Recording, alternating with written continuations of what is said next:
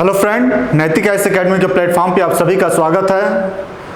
पश्चिमी राजनीतिक विचारक के रूप में आज हम लोग मार्क्स को पढ़ेंगे। अब तक हम लोगों ने जितने विचारकों को पढ़ा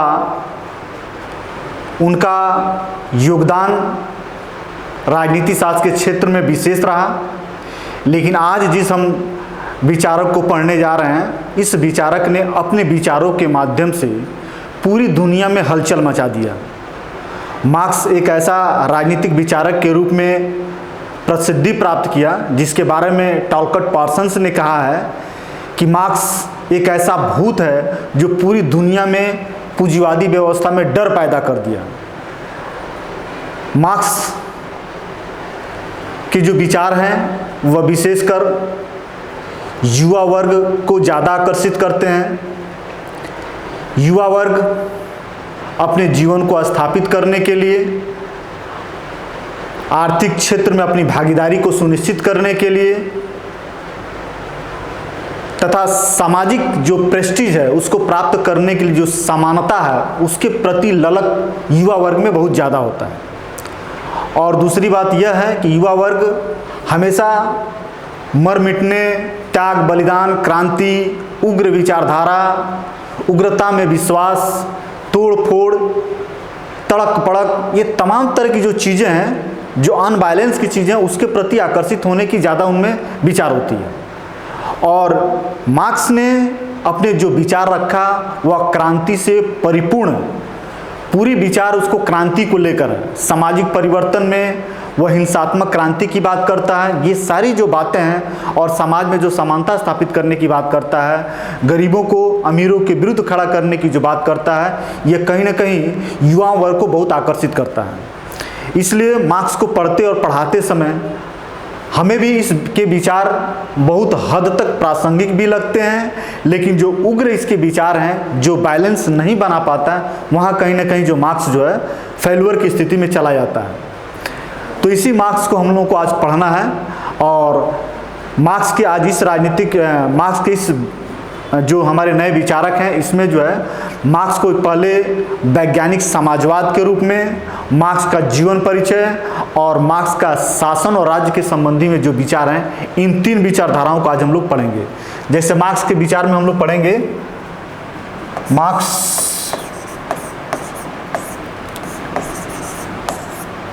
के वैज्ञानिक समाजवाद,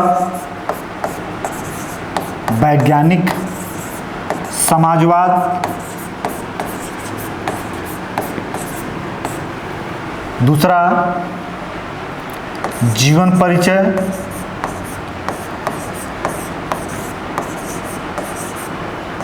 और तीसरा है राज्य एवं शासन संबंधी विचार। इन्हीं तीनों बातों पे हम लोगों को चर्चा करना है। तो सबसे पहले हम लोग देखते हैं वैज्ञानिक समाजवाद।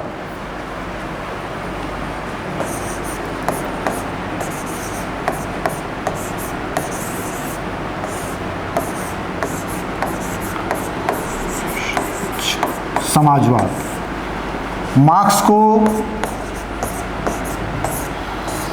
मार्क्स वैज्ञानिक समाजवाद, ठीक है। मार्क्स को वैज्ञानिक समाजवाद में कहा गया है। एक वैज्ञानिक शब्द रखा गया है और दूसरा समाजवाद। दोनों शब्दों के अर्थों को समझने के बाद हम लोग पढ़ेंगे। सबसे पहले ये जान लिया जाए किसी भी चीज़ को विज्ञान क्यों कहा जाता है। किसी भी ज्ञान को विज्ञान तब कहा जाएगा जब उस ज्ञान में क्रमबद्धता हो, कार्य और कारण में संबंध स्थापित कर रहा हो, और वह भविष्य की भविष्यवाणी कर रहा हो, और उसके पर्यवेक्षण, उसके जो ज्ञान होते हैं उसको प्रयोगात्मक रूप से प्रयोग भी किया जा सकता है। इन सब आधारों पे किसी भी ज्ञान को वैज्ञानिक कहा जाएगा या किसी भी बात को वैज्ञानिक कहा जाएगा। दूसरी बात समाजवाद का मतलब ये होता है आर्थिक किसी भी राज्य और समाज में आर्थिक क्षेत्र में समानता, आर्थिक क्षेत्र में समानता को ही समाजवाद कहा गया। इसका मूल कॉन्सेप्ट है आर्थिक क्षेत्र में समानता, आर्थिक क्षेत्र में समानता। अब आर्थिक क्षेत्र में समानता का मतलब क्या है? तो उत्पादन के साधनों पर समाज का स्वामित्व होना चाहिए। उत्पादन के साधन, उत्पादन के साधन पर समाज या राज्य का स्वामित्व होना चाहिए।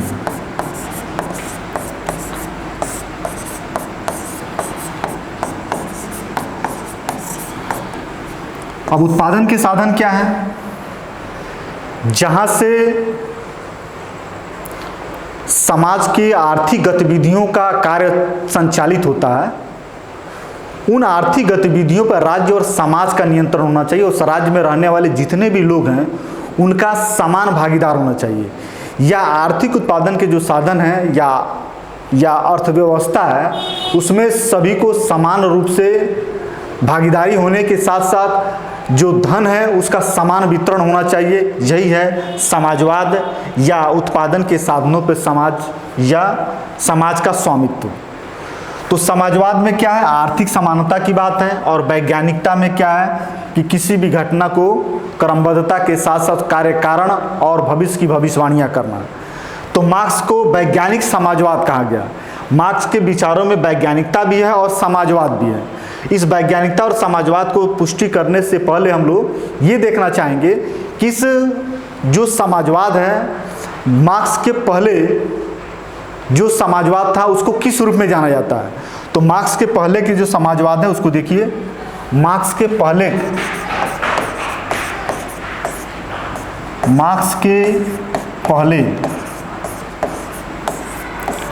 समाजवाद, मार्क्स के पहले समाजवाद को काल्पनिक समाजवाद, समाजवाद को काल्पनिक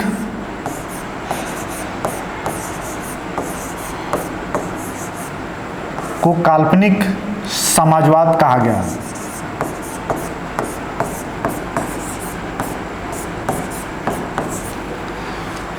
काल्पनिक समाजवाद कहने का मतलब यह है कि समाजवादियों ने जो बात कहा उसकी वैज्ञानिक आधार नहीं रहा, ना ही वैज्ञानिक आधार पर उसकी पुष्टि हो पाई। अब इस काल्पनिक समाजवादियों में जो नाम है, जिन समाजवादियों को पहले उसको देख लिया जाता है। French Samajwadi, French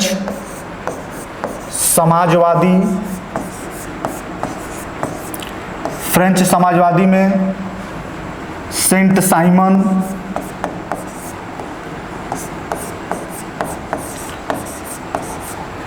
Charles Fourier,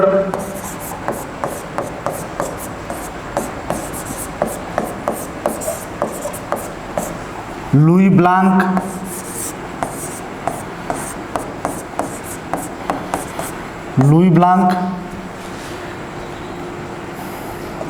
अंग्रेज समाजवादी,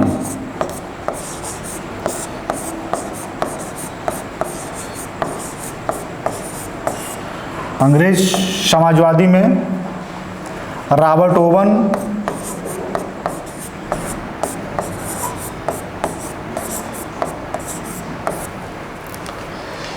ये सब सेंट साइमन है, चार्ल्स फोरियर है, लुई ब्लांक है, रॉबर्ट ओवन है, इन सब को मार्क्स के पूर्व समाजवादी माना गया है। और ये जितने समाजवादी हैं इन सबको काल्पनिक समाजवादी कहा गया है। काल्पनिक समाजवादी का मतलब यह है कि इन्होंने अपनी बात को वैज्ञानिक आधार पर नहीं कहा। जो बातें कहा उस बातों की पुष्टि और उस बातों की व्याख्या किसी एक सर्वमान्य नियम के आधार पर नहीं किया गया। बस इन्होंने कहा, क्या कहा इन्होंने, तो इसको देखा जाए।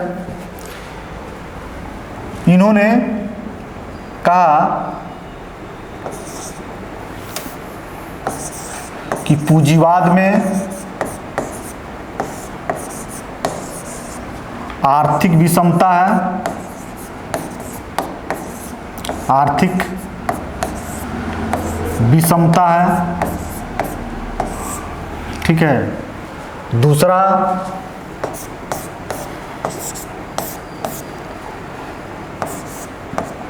स्वतंत्र प्रतियोगिता है,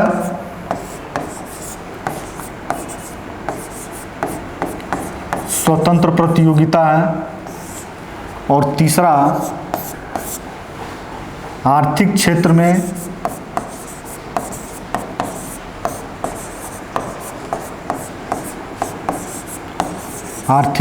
में अहस्तक्षेप की नीति है।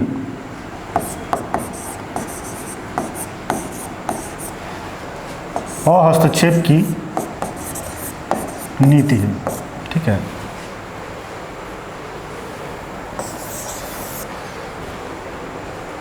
इन्होंने समाजवाद की व्याख्या करते समय इन तीन बातों को समस्या के रूप में रखा कि पूंजीवादी जो व्यवस्था है उसमें आर्थिक विषमता ज़्यादा है, स्वतंत्र प्रतियोगिता है और आर्थिक क्षेत्र में अहस्तक्षेप की नीति। आर्थिक क्षेत्र में राज्य के अहस्तक्षेप की नीतियाँ हैं। ये पूंजीवादी समाज की समस्याएं हैं जो समाज में आर्थिक समानता स्थापित करने में क्या करते हैं, विफलता करती हैं। लेकिन पूंजीवाद में आर्थिक विषमता क्यों है, स्वतंत्र प्रतियोगिता को क्यों रखा गया है, आर्थिक क्षेत्र में राज्य की हस्तक्षेप की नीति क्यों अपनाई गई है, इसके पीछे क्या कारण है, इन कारणों को स्पष्ट करने की बात इन समाजवादियों द्वारा नहीं की गई। इसी वजह से इन समाजवादियों को काल्पनिक या यूटोपिया समाजवाद की श्रेणी में रखा गया। दूसरी बात इन्होंने बताया कि जो समस्या है, मान लीजिए सब दिक्कतें हैं जो आर्थिक समानता नहीं स्थापित करनी है, तो कैसे समाज में समाजवाद लाया जाएगा, उसके लिए इन्होंने समाधान बताया। समाधान के रूप में इन्होंने बताया कि समाधान इसका यही हो सकता है, समाधान समस्या विषमता है। समस्या क्या है, विषमता, आर्थिक विषमता। और इसका समाधान क्या है, समाधान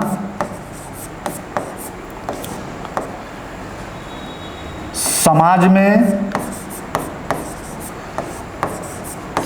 में धन का वितरण, समाज में धन का वितरण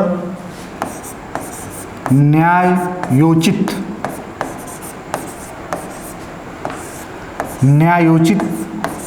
तरीके से किया जाए। आर्थिक विषमता को दूर करने का इन्होंने उपाय बताया कि समाज में धन का वितरण जो है न्यायोचित तरीके से कर दिया जाएगा तो क्या हो जाएगा, समाजवादी के जो उद्देश्य हैं, समाजवाद के जो मूल धारणा है वह पूरी हो जाएगी। अब समस्या ये उत्पन्न होती है कि इन समाजवादियों की जो विचार हैं, जो बातें हैं, सुनने समझने कहने में तो ठीक है, लेकिन इन बातों को कैसे अप्लाई किया जाएगा, समाज में धन का न्यायोचित वितरण कैसे किया जाएगा, इसके बारे में इन्होंने कोई स्पष्ट व्याख्या, स्पष्ट नियम नहीं बताए कि जिसके आधार पे धन का वितरण कर दिया जाएगा तो समाजवाद आ जाएगा। या इन्होंने ये भी नहीं बता पाया कि समाज में जो विकास होता है, समाज में जो सामाजिक परिवर्तन होता है, उन परिवर्तन के पीछे कौन से कारण जिम्मेदार होते हैं, या परिवर्तित घटनाओं की जो व्याख्या है किन नियमों के आधार पर किया जा सकता है। चूँकि वैज्ञानिकता होने का एकमात्र आधार यह होता है कि किसी भी घटना की व्याख्या एक सर्वमान्य नियम और सिद्धांतों के आधार पर किया जाए। जैसे मार्क्स ने क्या किया, मार्क्स ने भी बताया कि समाज में आर्थिक विषमता है, इस आर्थिक विषमता को दूर करके हम समाज में एक न्यायोचित और समतामूलक समाज की स्थापना कर सकते हैं। अब समाज में विषमता क्यों है, इसके भी इसने रीजन बताए हैं। समाज में जो विकास हो रहे हैं, समाज में जो सामाजिक परिवर्तन हो रहे हैं, उन परिवर्तनों के पीछे कौन से कारण है उसको उसने बताया। जैसे हीगल का द्वंद्वात्मक सिद्धांत, हीगल ने कहा कि विचारों में द्वंद्व होने के कारण परिवर्तन होता है। ठीक इसी तरीके से मार्क्स ने भी कहा कि अपने सामाजिक परिवर्तन की व्याख्या में ऐतिहासिक भौतिकवाद की व्याख्या करते समय द्वंद्वात्मक पद्धति का अनुसरण करता है। द्वंद्व होता है, लेकिन यह द्वंद्व विचारों में द्वंद्व के कारण सामाजिक परिवर्तन नहीं होता है, बल्कि आर्थिक शक्तियों के आधार पर निर्बल और धनी, मतलब अर्थ के स्वामित्व और अर्थ के स्वामित्व विहीन जो व्यक्ति होते हैं, वर्ग, जो विरोधी वर्ग होते हैं, उनमें जो डायलेक्टिक होता है, द्वंद्व चलता है, उनमें जो संघर्ष चलता है, इसके कारण सामाजिक परिवर्तन होते हैं और समाज को गति और समाज में विकास होता है। तो मार्क्स के द्वंद्वात्मक पद्धति और हीगल के द्वंद्वात्मक पद्धति में अंतर है। जहाँ हीगल विचारों में द्वंद्व की बात करता है, वहीं मार्क्स धन में द्वंद्व की बात करता है। तो इस तरीके से द्वंद्वात्मक पद्धति के माध्यम से अपनी बातों को रखने का जो प्रयास किया है, इस प्रयास के कारण इसको वैज्ञानिक समाजवाद की श्रेणी में रखा गया है। और इसके प्रत्येक सिद्धांत को आगे हम लोग को पढ़ना भी है। बस ये जानना है कि वैज्ञानिक समाजवाद किन कारणों से कहा गया है और वैज्ञानिक समाजवाद के पूर्व जो समाजवादी अवधारणा को देते हैं, उन समाजवादियों को क्या विचार रहा है। अब हम लोग को ये थोड़ा सा ये देखना है कि मार्क्स को वैज्ञानिक समाजवाद जिन लोगों ने कहा वे कौन कौन से हैं। पहला है कार्ल स्टार। कार्ल स्टार ने लंका स्टार नामक विचारक ने कहा मार्क्स के समाजवाद को वैज्ञानिक समाजवाद कहने के पीछे दो कारण हैं। मार्क्स के समाजवाद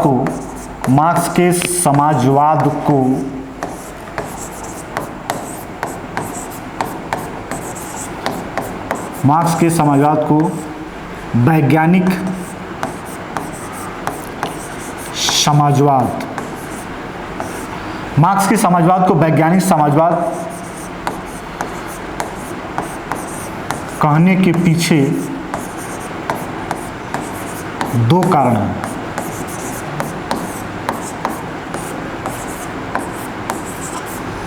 कहने के पीछे दो कारण हैं। पहला,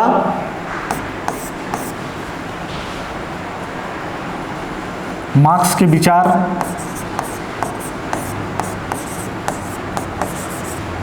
वास्तविकता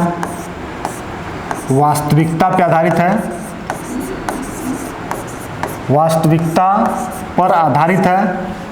वास्तविकता पर आधारित है,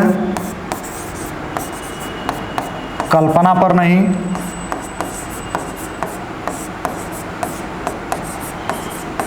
नहीं। दूसरा, मार्क्स पुरानी सामाजिक व्यवस्था का वैज्ञानिक आधार बताने के साथ नवीन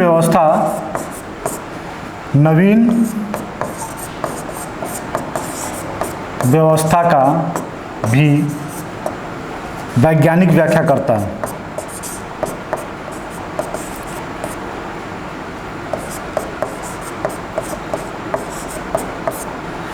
वैज्ञानिक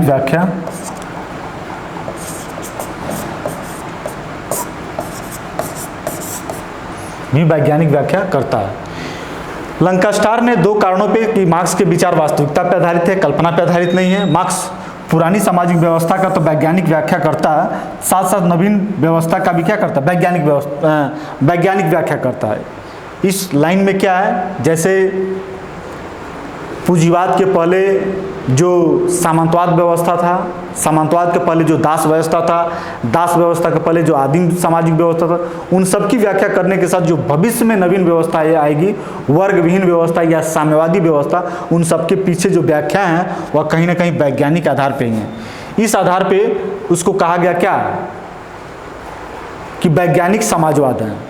तो वैज्ञानिक समाजवाद लंका स्टार के अनुसार ये कथन आपसे पूछ सकता है कि किसने कहा है, ठीक है। दूसरा जो है टेलर, एक विचारक हैं टेलर,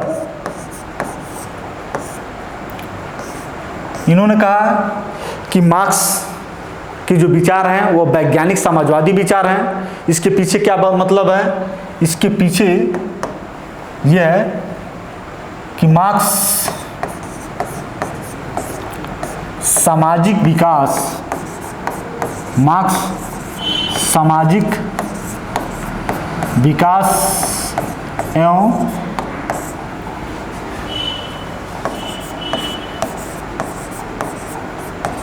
परिवर्तन की व्याख्या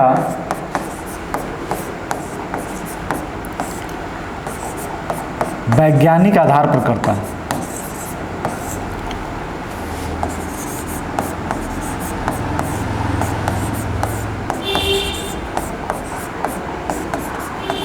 वैज्ञानिक आधार पर करता है। मार्क्स ने बताया कि जो समाज में विकास हुए हैं और समाज के विकास की इसने चार पांच अवस्थाएं बताया। सबसे पहले आदिम अवस्था थी, आदिम व्यवस्था के बाद दास प्रथा आया, दास प्रथा के बाद सामंतवादी युग आया, सामंतवादी युग के बाद पूंजीवादी युग आया और फिर पूंजीवादी युग के बाद साम्यवादी अवस्था आएगी, ऐसा इसकी भविष्यवाणी थी। समाज के विकास की 5 चरणों की इसने बात किया और इन 5 चरणों में किस तरीके से परिवर्तन आएगी, परिवर्तन के कौन से कारण हैं, उन कारणों की इसने व्याख्या किया है और इसी व्याख्या के आधार पर टेलर ने मार्क्स के विचार को वैज्ञानिक समाजवाद माना है। वैज्ञानिक समाजवाद, चूंकि मार्क्स के कई बार ये पूछा है कि किसके विचारों को वैज्ञानिक समाजवाद माना गया है, चार्ल्स फोरियर है, सेंट साइमन है, मार्क्स हैं, इन सब का नाम रहेगा, तो आपको बताना पड़ेगा कि मार्क्स के ही विचार को वैज्ञानिक समाजवाद की श्रेणी में रखा गया है। वैज्ञानिक समाजवाद की व्याख्या करने के बाद अब हम लोग इसके जीवन परिचय को देखेंगे। मार्क्स का जीवन परिचय क्या है? चूंकि हम लोगों ने पढ़ने से पहले इस बात की उल्लेख कर चुके हैं कि मार्क्स एक ऐसा राजनीतिक विचारक है जो अपने विचारों के कारण युवा वर्ग में और पूरे समाज, यहाँ तक कि जो विकसित अर्थव्यवस्था वाले पूंजीवादी देश थे उनको हिला कर रख दिया। और वो इतने डर गए मार्क्स के विचार से कि अपने इसके विचारों को मार्क्स के विचारों को काट खोजने के लिए उन्होंने पूरी अर्थव्यवस्था और पूरे विद्वानों को लगा दिया और मार्क्स का काट खोज कर उन्होंने मार्क्स को क्या करने का प्रयास किया, मार्क्स के विचारों को ख़त्म करने का प्रयास किया। लेकिन मार्क्स के विचार ख़त्म नहीं हुए और मार्क्स के विचारों को जीवित रखने के लिए तमाम तरह के राजनीतिक सत्ताओं में भी परिवर्तन किए गए और सबसे बड़ी बात यह रही कि मार्क्स के विचार को युवाओं ने बहुत ज़्यादा पसंद किया। इसी मार्क्स के जो जीवन परिचय है, इसके जीवन परिचय में ही इसके विचार कहीं ना कहीं अंतर्निहित होते हैं। किसी भी विचारकों का जो विचार होते हैं उसमें तत्कालिक जो परिस्थितियां, उसका तो प्रभाव रहता ही रहता है। दूसरी उसकी जीवन परिचय, उसकी जो जीवन होती है बचपन से लेके उसके मृत्यु तक जो समय काल होता है, कहीं ना कहीं वो घटनाएं उसके जीवन को प्रभावित करती हैं, उसके विचारों पर योगदान देती हैं। तो सबसे पहले देखा जाए इसका जीवन परिचय, मार्क्स का जीवन परिचय। जीवन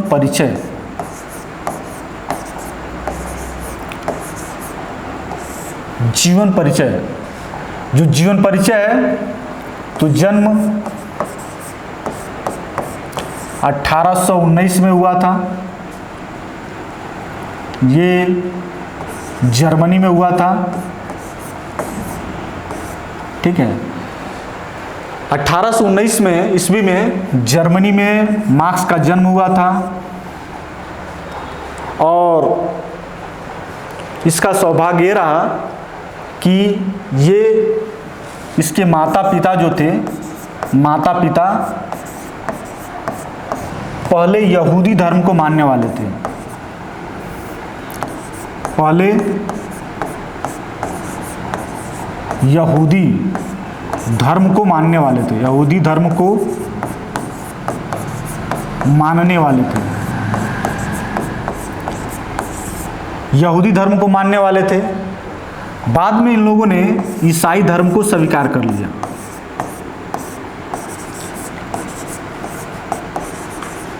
ईसाई धर्म को स्वीकार कर लिया। तो मार्क्स भी बाद में ईसाई बन गया मार्क्स की जो शिक्षा थी, मार्क्स की जो शिक्षा दीक्षा थी, मार्क्स की शिक्षा दीक्षा, मार्क्स की शिक्षा दीक्षा ससुराल में हुई।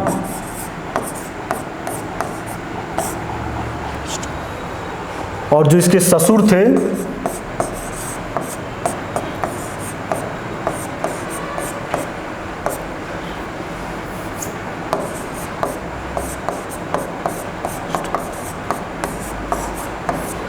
वालेरस्टोन, इसके ससुर का नाम था, इन्होंने ही पूरी शिक्षा दीक्षा जो है मार्क्स की कराई। और मार्क्स की प्रारंभिक शिक्षा से लेकर उच्च शिक्षा सब इन्हीं के घर पे ससुराल में ही रह के जो है उसने अपनी पढ़ाई किया और अपनी शिक्षा दीक्षा प्राप्त किया। जर्मनी के बर्लिन विश्वविद्यालय में भी इसने जो है दर्शन का और इतिहास का ज्ञान प्राप्त किया। इसके बाद बर्लिन विश्वविद्यालय में इसे प्रोफेसर बनने की इसकी इच्छा थी। मार्क्स जो है प्रोफेसर बनना चाहता था और उस विश्वविद्यालय में जो मार्क्स के समर्थक प्रोफेसर थे फ्यूरबाख, ये सत्ता के विरोध में अपने विचार देने के कारण सत्ता पे जो सत्ताधारी थे, जो शासक था, उन्होंने फ्यूरबाख को बाहर कर दिया, विश्वविद्यालय से हटा दिया। विश्वविद्यालय से फ्यूरबाख के हट जाने के बाद से मार्क्स की प्रोफेसर बनने की जो उम्मीदें थी हमेशा हमेशा के लिए समाप्त हो गई और मार्क्स के अंदर प्रोफेसर बनने की जो इच्छा थी वो हमेशा हमेशा के लिए ख़त्म हो गया।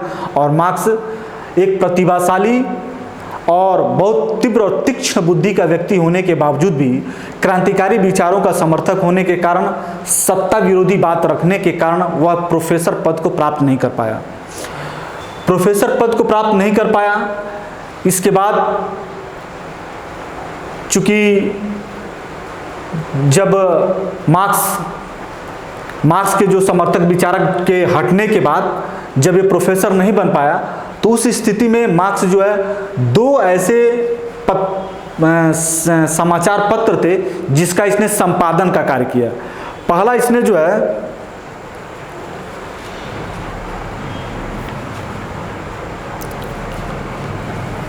दो समाचार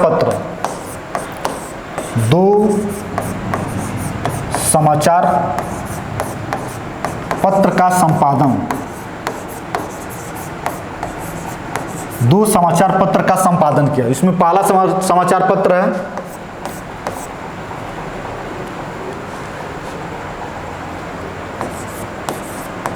रिंचे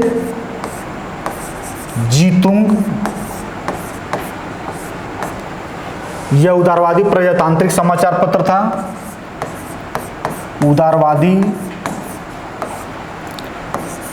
प्रजातांत्रिक समाचार पत्र था।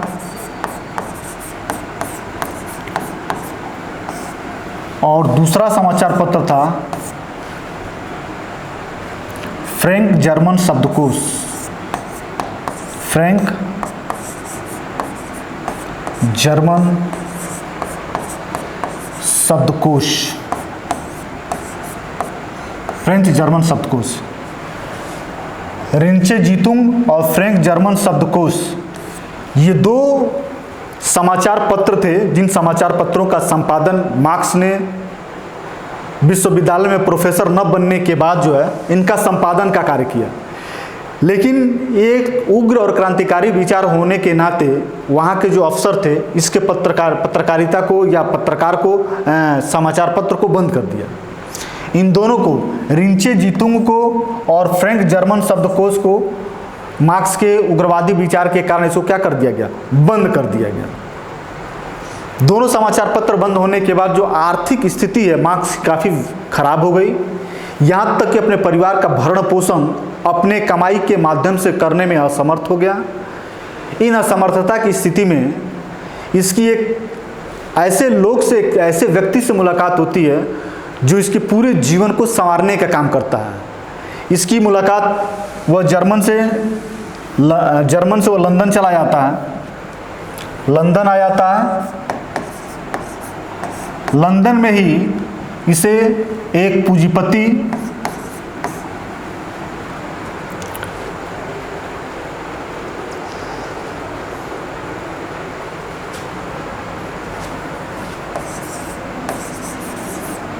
एक पूंजीपति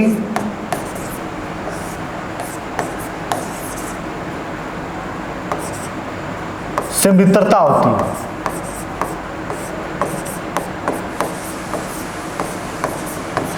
उस मित्र का नाम अभी मैं भूल रहा हूँ, तत्काल मेरे जुबान पे नहीं आ रहा है, लेकिन वह पूंजीपति था, कपड़े के बहुत बड़ा व्यवसायी था, और हाँ एंजल्स नाम था, सॉरी एंजल्स, पूंजीपति एंजल्स।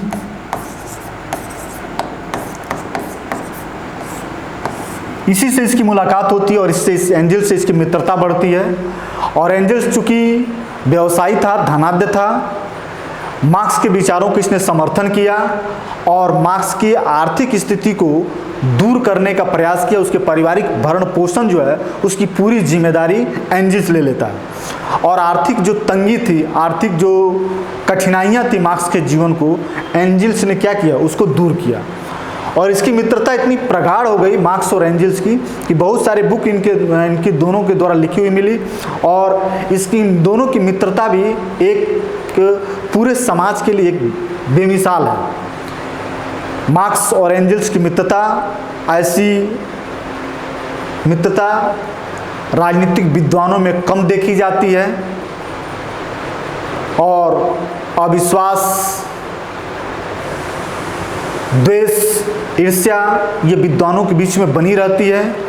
लेकिन मार्क्स और एंजल्स के बीच में ऐसी कोई बात नहीं रही और इन दोनों की मित्रता आजीवन जो है मृत्यु पर्यंत तक जो है चलती रही।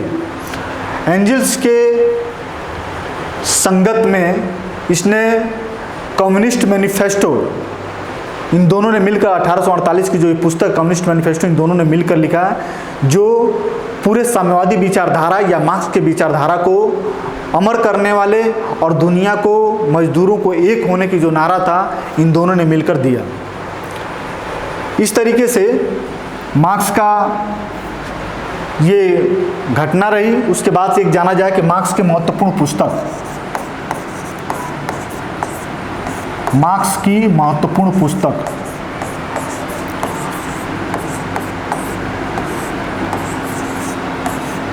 मार्क्स की महत्वपूर्ण पुस्तक, पहली पुस्तक है Holi family 1844,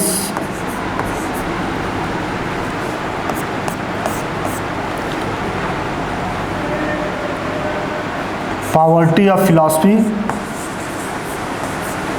poverty of philosophy 1847, तीसरा है कम्युनिस्ट मैनिफेस्टो, कम्युनिस्ट मैनिफेस्टो 1848 की है।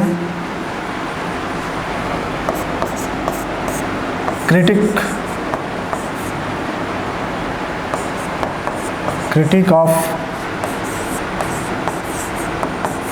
Political economy,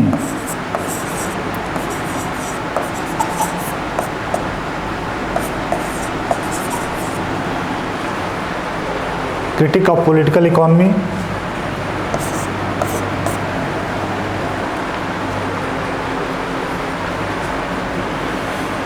Das Kapital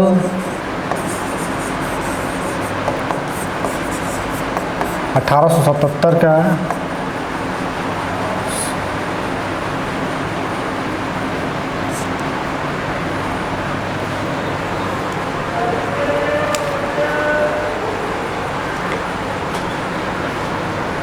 class struggle,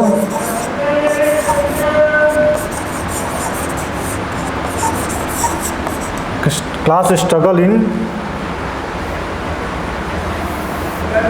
class struggle in France.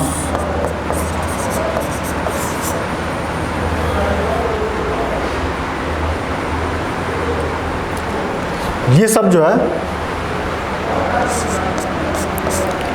महत्वपूर्ण पुस्तकें जो है मार्क्स के द्वारा लिखी गई, ठीक है, जो बहुत सारे परीक्षाओं में पूछा जाता है, ध्यान रखना है। इसका डेट अभी नहीं कंफर्म हो रहा, बाद में बता देंगे। मार्क्स के जीवन परिचय को जानने के बाद अब हम लोग पढ़ेंगे कि मार्क्स ने राज्य और शासन के संदर्भ में क्या विचार रखा। राज्य और शासन के संदर्भ में विचार, राज्य और शासन के संबंध में विचार।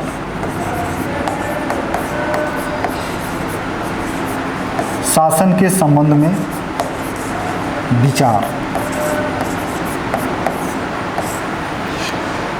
मार्क्स ने राज्य के बारे में कहा कि राज्य की उत्पत्ति, राज्य की उत्पत्ति मानव के वर्ग भेद के कारण, मानव वर्ग भेद के कारण है, मानव वर्ग भेद के कारण है। राज्य की उत्पत्ति मानव वर्ग भेद के कारण है। मानव वर्ग भेद का मतलब, जैसे प्लेटो और अरस्तु ने बताया कि जो राज्य है मनुष्य की स्वाभाविक संस्था है और मनुष्य की उत्पत्ति मनुष्य के स्वभाव के अनुरूप ही हुआ है। उदारवादियों ने भी माना है कि राज्य की उत्पत्ति मानव निर्मित है। मार्क्स और उदारवादी के विचारों में राज्य के संदर्भ में एक समान बातें हैं कि राज्य मानव निर्मित है, लेकिन उदारवादी मानव निर्मित के साथ साथ ये बताते हैं कि मनुष्य के विकास में राज्य का योगदान है। लेकिन जो मार्क्सवादी हैं इनका मानना है कि मनुष्य ने राज्य का निर्माण किया है, लेकिन मनुष्य के विकास में राज्य का रोल नहीं है, बल्कि मनुष्य का शोषण में राज्य का योगदान है। निर्माण के संदर्भ में उदारवाद और मार्क्सवाद की धारणाएं दोनों हिस्से में हैं, लेकिन दोनों के उद्देश्य में असमानता है। जहां उदारवादियों का मानना है कि राज्य का उद्देश्य मानव विकास में सहयोग करना है, वहीं मार्क्सवादियों का मानना है कि राज्य का जो उद्देश्य है वो मनुष्यों के शोषण के लिए शोषण का साधन है। राज्य मनुष्य का शोषण करता है और विकास नहीं करता और विकास में कोई योगदान नहीं करता। और इसने बताया कि राज्य की उत्पत्ति जो है मानव वर्ग भेद के कारण। मानव वर्ग भेद का मतलब यह है कि मार्क्स ने यह बात समझाने का प्रयास किया है कि राज्य जो है किसी काल में नहीं था, जैसे आदिम अवस्था, ऐसी अवस्था जब मनुष्य जो है अपनी आर्थिक ज़रूरतों की पूर्ति प्रकृति पर निर्भर होकर करती थी, और उस प्रकृति के जो संसाधन थे उसमें व्यक्ति का अपना कोई हिस्सा नहीं था। संपूर्ण व्यक्ति का संपूर्ण संसाधन पर क्या था? नियंत्रण था, और लोग अपनी आवश्यकताओं से प्रकृति से अपनी ज़रूरतों को पूरा करते थे। तो आदिम अवस्था में समाजवाद, राज्य की कोई कॉन्सेप्ट नहीं था, राज्य था ही नहीं। लेकिन जैसे ही आदिम अवस्था से दास अवस्था आया, प्रकृति के संसाधनों पर कुछ व्यक्तियों ने अपना कब्जा कर लिया और कुछ व्यक्ति को उसी संसाधन में अपना नौकर बनाकर काम कराने लगे, तो दास प्रथा आया। दास प्रथा के बाद सामंतवादी समाज आई, इन सब में राज्य का उत्पन्न हो गया। तो राज्य की उत्पत्ति मनुष्यों में वर्ग भेद के कारण हुआ। मतलब एक वर्ग ऐसा हुआ कि जो संपत्ति का स्वामी बन गया, दूसरा वर्ग संपत्ति का विहीन हो गया। और इस तरीके से जो संपत्तिशाली व्यक्ति था अपनी वर्चस्व और अपनी ताकत को निर्बल व्यक्तियों पर स्थापित करने के लिए राज्य नामक संस्था का गठन किया, और राज्य के माध्यम से ही शक्तिशाली जो व्यक्ति था वह निर्बल व्यक्तियों पे शासन करता था, निर्बल व्यक्तियों पे शोषण करता था। तो वर्ग भेद हुआ, मतलब जब संपत्तिशाली और संपत्ति विहीन व्यक्ति आए तभी जो है राज्य की क्या हुई? उत्पत्ति हुई।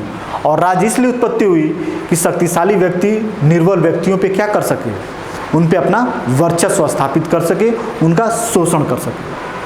तो वर्ग भेद के कारण हुआ, जरूरत के कारण नहीं बल्कि आर्थिक भेदभाव के कारण राज्य की उत्पत्ति होती है। दूसरा, राज्य या शासन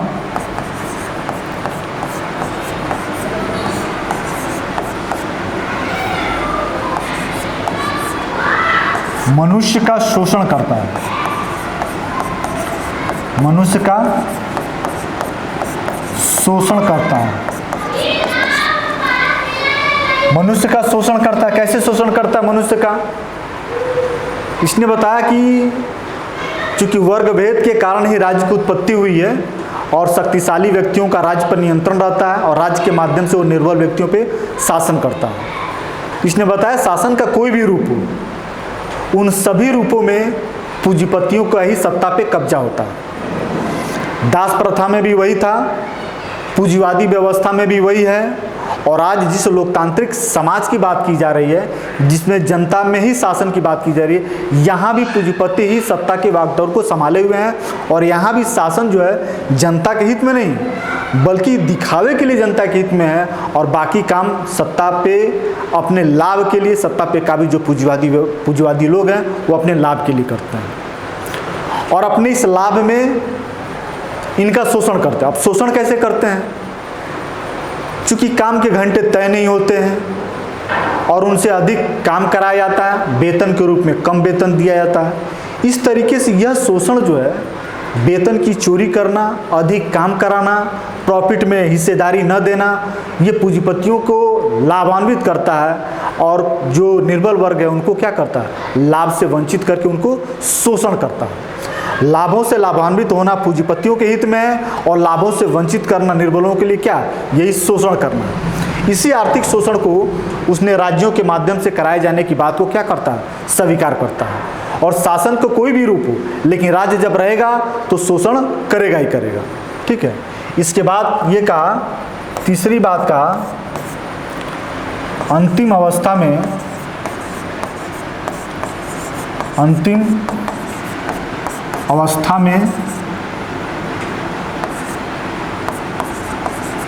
राज्य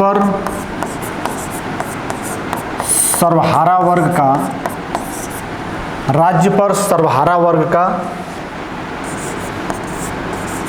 नियंत्रण होगा।